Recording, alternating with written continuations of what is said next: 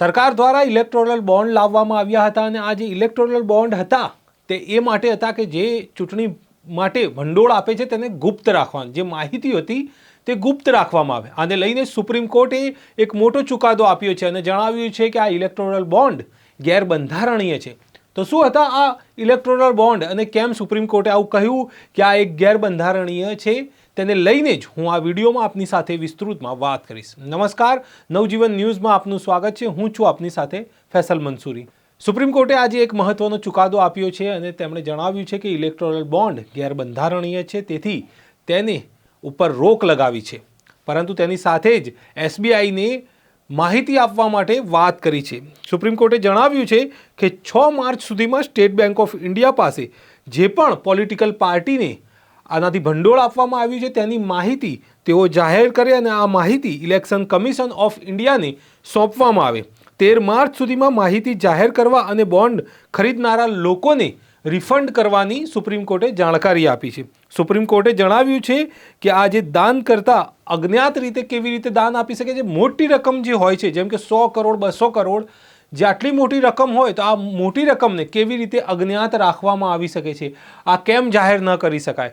તેમજ સુપ્રીમ કોર્ટે એ પણ જણાવ્યું કે જે રીતે આના નિયમો ઘડવામાં આવ્યા છે તે ગેરબંધારણીય રીતે નિયમો ઘડવામાં આવ્યા છે. સુપ્રીમ કોર્ટે આ જજમેન્ટ સંભળાવતા ફેરી કમેન્ટ પણ કરી હતી અને આશંકા વ્યક્ત કરી હતી કે જે મોટી રકમ એટલે કે 1000-2000 કરોડ જે કોર્પોરેટ ફંડ મળતું હોય એ ક્યાંક ને ક્યાંક એ કોર્પોરેટ ફંડ હસ્તક્ષેપ કરશે રાજનીતિની અંદર અને તેના કારણે ક્યાંક ને ક્યાંક જે નિર્ણયો છે, જે સરકાર દ્વારા નિર્ણયો લેવામાં આવે છે તે નિર્ણયો ક્યાંક ને ક્યાંક હસ્તક્ષેપ કરીને બદલવામાં આવશે, આવી આશંકા પણ સુપ્રીમ કોર્ટે વ્યક્ત કરી હતી. આજે સુપ્રીમ કોર્ટના 5 જજોએ આ નિર્ણય સંભળાવ્યો છે. જજ ડીવાય જે મુખ્ય જસ્ટિસ છે ડીવાય ચંદ્રચૂડ, તેમની સાથે સંજીવ ખન્ના, BR ગવઈ, JB પારડીવાલા અને મનોજ મિશ્રા, આ 5 જે છે આ જજ હતા જેમણે આ નિર્ણય આપ્યો છે. તેમણે જણાવ્યું છે કે આ જે બોન્ડ છે એ ગેરબંધારણીય છે. જે મોટી મોટી રકમો આપવામાં આવે છે તેને કેવી રીતે ગોપનીય રાખી શકાય તેની પણ વાત કરી છે. બીજી તરફ તેમણે એ પણ કહ્યું કે સત્તાપક્ષ ક્યાંક ને ક્યાંક વિપક્ષને આપવામાં આવતા ફંડની જાણકારી લે છે, પરંતુ વિપક્ષને સત્તાપક્ષને કોણ આ ફંડ આપી રહ્યા છે, ઇલેક્ટોરલ બોન્ડ કરી રહ્યા છે તેની માહિતી નથી મળતી. તો આને લઈને જ સુપ્રીમ કોર્ટે સવાલ ઉઠાવ્યા છે. તેમજ જે નિયમોમાં ફેરફાર કરવામાં આવ્યા, કાયદો બનાવવામાં આવ્યો, તે નિયમો પણ ક્યાંક ને ક્યાંક ગેરબંધારણીય રીતે બનાવવામાં આવ્યા હોવાની વાત કરી હતી. તો હવે આપને જણાવું કે આ જે ઇલેક્ટોરલ બોન્ડ હતા તેની જે શરૂઆત છે માર્ચ 2008થી નવેમ્બર 2023 સુધીમાં 27,133 બોન્ડ મારફતે 15,946 કરોડથી પણ વધુ બોન્ડ ખરીદાયા હતા. એટલે કે 15,946 કરોડથી વધુના જે બોન્ડની રકમ આવી હતી, જેમાં જાન્યુઆરી 2022માં સૌથી વધુ બોન્ડ એટલે કે 1,213 કરોડ રૂપિયા અને ઓક્ટોબર 2023માં 1,148 કરોડ રૂપિયા બોન્ડ મારફતે આવ્યા હતા. આટલી મોટી રકમો બોન્ડ મારફતે આવી અને તેને ગુપ્ત રાખવામાં આવતી હતી. આ જે બોન્ડ હતા આ બોન્ડને સુપ્રીમ કોર્ટે હવે ગેરબંધારણીય જાહેર કરી દીધા છે.